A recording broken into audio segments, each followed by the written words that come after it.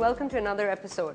You know, I've been receiving so many amazing requests from you from SMS, Twitter, emails, Facebook, and you've asked me to cook phenomenal types of cuisine, and I'm really enjoying doing that. So today I thought earlier, let me check Facebook, and I was really surprised to find Anam, who had written in saying that she's not a big chicken liver fan, and when it's made the Desi way. She does love French food though. And she's fairly sure that she doesn't like liver pate on its own. Is there any way that, I can make it different? Now, chicken liver pate, yes, I agree, will not be liked by you on its own, but the way that I'm going to show it to you, which is going to be made in a glorious roast, giving you all the different options of vegetables, chicken, meat, and bread coming together, which will make it really, really delicious. I'm off to pick up my veg and my chicken liver and chicken from K&N's to get started. Now, the most interesting thing about French food is that it has been affected by political, social, and economical change. Therefore, the cuisine has completely evolved over centuries, and it's based on fresh produce. Now, today, with this French, pate that I'm making to stuff within the chicken, I wanted to bring out the essence of garlic, and for that, I'm using local garlic that we get rather than the China garlic we use with the big bud. Now, a good roast always has a lot of vegetables on the side. To give sustenance and substance, I thought, why not make a spinach with cream? Apart from this, I thought, what other roast vegetables can I bring to my roast? I'm going to use carrots. Next, I thought, let me bring a little warmth to the dish. And for that, there's nothing better than our red onions. Now, I've got the carrots, I've got the onions, but I asked my grocer to give me something completely unique and new, and today they found me fennel, which you do not get here, but will bring a lovely, smoky, woody, almost celery-like texture and taste to our roast veg. So I'm very excited. Now, I've got to go pick up my groceries, go to K&N's, pick up the chicken, get back to the kitchen and get cooking. Okay, I'm here to pick up K&N's liver package. It's a liver package of 1 kg. It's fantastic because it's missing all those extra bits and bobs. It's perfectly cleaned and it's ready to cook immediately. And the beauty is that with the K&N process of freezing, this liver actually retains all its juices and flavors. Great stuff. Next, my chicken that I'm using for roasting today, I'm using the whole chicken with skin. Each chicken is exactly the same. The skin is intact, therefore nothing's tearing, no bits and bobs coming off. It's not the same way if you get it from the butcher. Well, now that I've picked up my K&N's chicken and the liver, I'm going to get back to the kitchen and get cooking. Okay, now to get started, we're first going to make a rough chicken liver pate. For this roast, however, I simply have to make a rough pate. That means it's not as smooth. Open up the chicken liver bag. Again, this pate, this liver is lovely and clean and already so well kept, and it's glorious in its color, and of course because of the way that it's been frozen, it's actually kept all, the blood has not come out, it's retained all of its liquid. Okay, so we take about half the bag right now. Put this onto my board, save some for later to cook it the Desi style. Okay, now first things first. Now I'm just going to cut them in half because that'll make it easier to fry. The next essential element in your pate is, of course, garlic. And what I've done today is I've picked up the small bulbs of garlic because they're much more pungent and they will be, far more delicious in this pate when there's so many different flavors going in. So very simply, just take about 4 cloves of garlic. You don't have to dice it too finely because, of course, as a pate, this will be blended.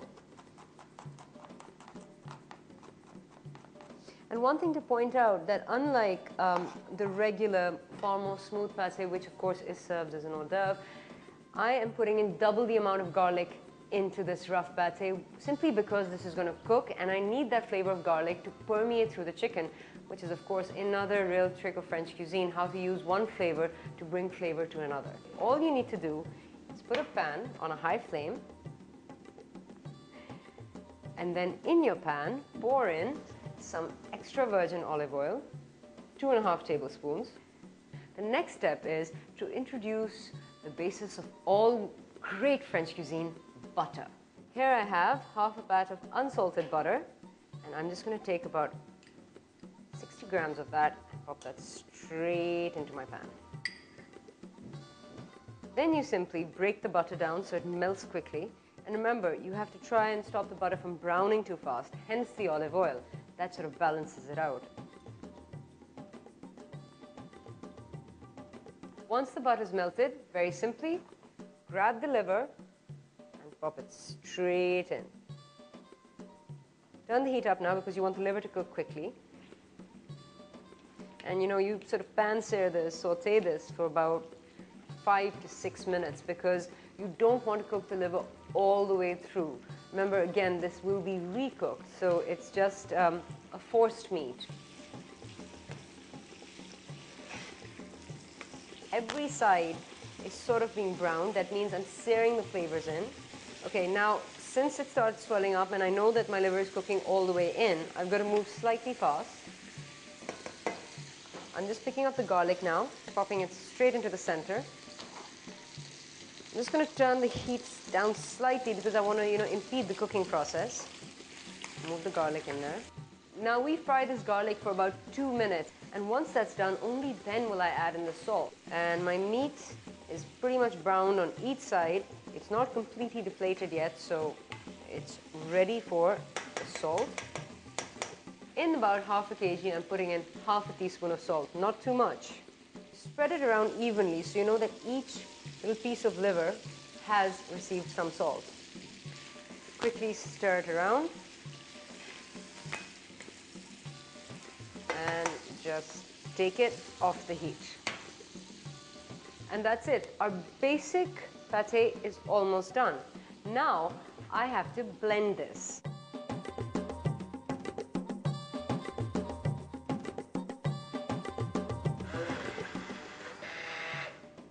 So once the liver has been broken down, you need to add in cream, which is not the way that you would do it in real, in the smooth pate that you'd serve on a table. In fact, this is only reserved for this dish.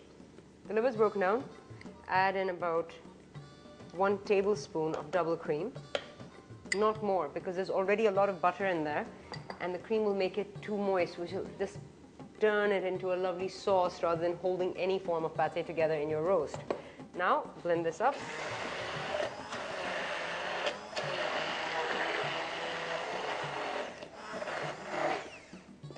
And there we have it. And then just let me show you.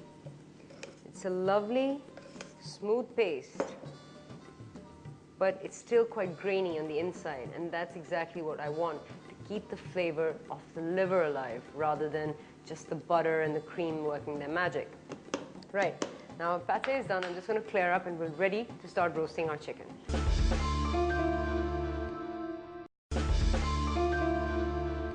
Okay, now since our pate is ready, we have to prepare our chicken for roasting. Now I've got my whole chicken here. I'm just going to open it up. And of course, this is the chicken that I've got with the skin on, and what a lovely piece of meat that is. For the next step, just loosen the meat by widening the legs like so and loosening out the wings. Press down on the breastbone just with your weight, which will flatten the bird, and that's what you require because that'll allow for even cooking on all sides. Again, on the backbone, press down with both hands. Now, the skin of the bird should be quite loose. You don't want to take the skin off all the way, so I'm not going to use a knife. Just use your fingers and sort of work your way underneath the skin. And by using your fingers, you won't cut through the skin, which will stop it from falling off whilst it's cooking. Turn the bird over and repeat the process on all sides. Now, just make sure the skin's loose and rub it quite vigorously with your hand. It's like massaging the bird and allowing its muscles to relax so it cooks better. It's quite fun. Okay, now our bird is relaxed and ready to be stuffed. It's very, very simple. The first things that you do is use some salt, sprinkle it onto your bird, like so. Turn it over, do the same on the back end. And this is on the skin first, and then you just rub it in. Make sure the meat is completely salted on the outside, but this will help the skin crisp a little and let out its lovely oils faster. Okay, next step, get some salt and open up the cavity of the bird and sprinkle it inside. 2 pinches should be enough. Then use your hand to rub the inside well. Now once the meat has been salted in and out, we start working on the stuffing. First off, I'm just going to take 1 tablespoon of the pate and drop it into the cavity and push it down right to the neck. Next, like most stuffings include bread in them, I am using white bread here. It's nothing too fancy. Get a piece of bread with its crust on and just tear it into small pieces. Just mush it up like so and pop it in there. Squeeze it right in, so 1 piece of bread to 1 tablespoon of pate. What this will also do is that once the pate starts melting and all those butters and creams start coming together, the bread will actually become these little sponges for it. Again, repeat the process till the entire cavity is full.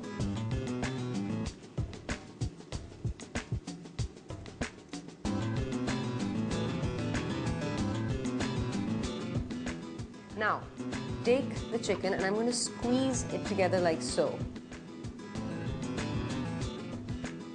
Now that your cavity has been stuffed, we're going to treat the outside. And for that, I have a clove of garlic here, which I'm just going to slightly crush with my knife. I take a piece of garlic and I rub it all over the skin like so. And of course, with the salt being on the skin, it'll start retaining the flavor of garlic immediately because garlic, cooks. Salt is a preservative.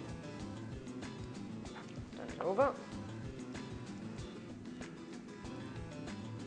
Okay, so we've got some garlic on. Next step, some mustard. And again, some Dijon mustard that I picked up.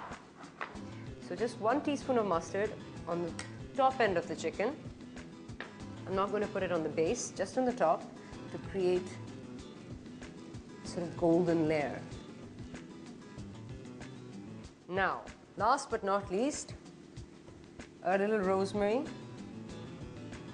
and a little thyme on the top of the chicken. Why? Because in the traditional recipe, this chicken would have been cooked with a bouquet garni, which are these very herbs, but fresh. But don't use as much because dried herbs are a lot more pungent, a lot more, strong.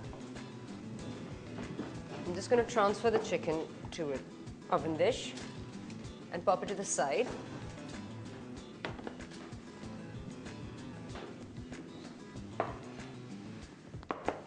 And as I said, every roast requires a bunch of vegetables to go in with them.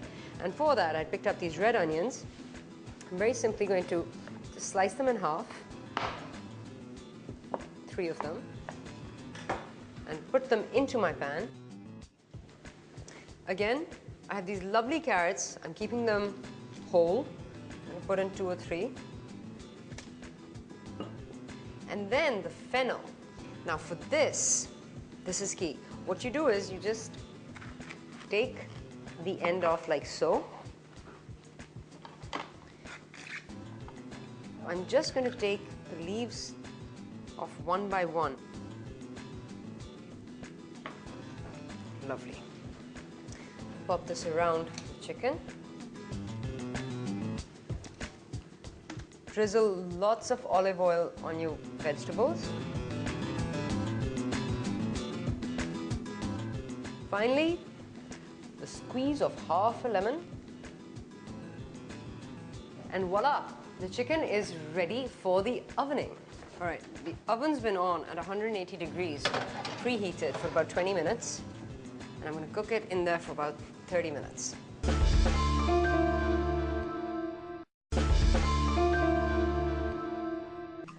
Okay, now as a side dish, I thought let me make a spinach with cream or creamed spinach. A spinach on the side which has a little bit of bite to it. Okay, pan's on high flame. Pour in about 3 tablespoons of olive oil. And next, while the olive oil is heating up, I'm just going to put in just a teaspoon of butter because I'm feeling very decadent today. Just let this heat up.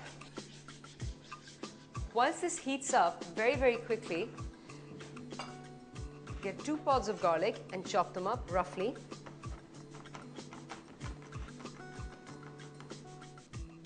this goes straight into your pan. Fry your garlic for about 30 seconds. Let it, caramelize just a little. Now, here I took the stalks of the spinach, but I've kept their leaves quite whole because I don't want it to break down too much. So I'm just going to keep adding it in handful by handful. As soon as the spinach touches the garlic, it starts cooking very, very fast. Make sure that the butter is dispersed equally and all the stalks are getting the heat at the same time. The minute that this spinach reduces down by half, add in the rest. Now it's just a matter of turning the spinach till it wilts completely. So you just keep moving it up and down, make sure the heat is evenly dispersed. Once most of the water is evaporated, throw in a pinch of salt, not more because spinach is quite salty on its own. Nice large pinch of salt. And then I'm putting in a pinch of thyme. And here, where I think a little fusion, because sometimes these dishes can be quite bland, just a pinch of red chili, but not too much. Stir it up. And then just about 1 tablespoon of white wine vinegar. And finally, before the cream goes in, the juice of half a lemon, because the cream will smooth out all these flavors. Of course, by now the spinach is completely cooked and it's steaming away. Right now, most of the water is dried up. Just stir it around vigorously. Okay. Now, last but not least, the cream. And straight into my pan, I'm putting in 1 large tablespoon heaped. I'm just going to reduce the heat slightly and start stirring the cream in. And of course, it goes milky immediately. The minute the cream starts drying, reduce the heat again and just stir, making sure you're amalgamating all the juices together. We are done. Switch the heat off.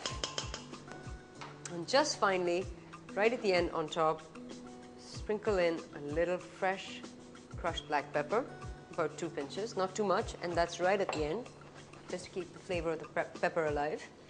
Just going to mix it in, and of course I'm hit by that lovely peppery smell.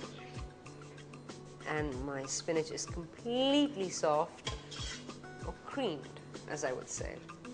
Okay, I think the chicken is done. It's been in there for about 32 minutes. It's lovely, golden brown on top. We are gonna plate up immediately.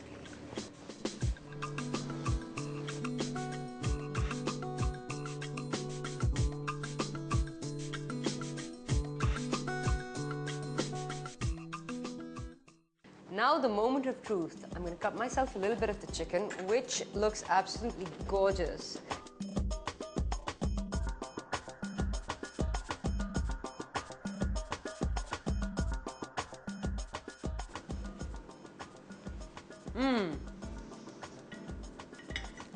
What's really interesting is the smoothness of the pate, which is absolutely delicious. So it's not very distinct, which is something that we might not be used to because we like very, very strong flavors. And that's the beauty of French food, that there's a perfect balance. Everything is very mellow. So don't expect the of chili or the cut of mustard. And now, finally, for the spinach, because I think that this is the perfect vegetable, not too strong, not overpowering everything else. And the cream should give it a basis which, a basic stability which will end up balancing the entire meal out. So, there we go. The essence of spinach is alive. I can taste that black pepper which went in there at the end. And of course, the smoothness of the cream. Phew, well, I've talked a lot about that food, and as you saw, it was that easy to make at home. So, keep writing in to me. Send me your SMSs, send in your emails, contact me on Facebook or Twitter, and I will cook you anything. And now you know. Well, Take care from me. I'll see you next week, and I'm going to carry on eating my fantastic roast.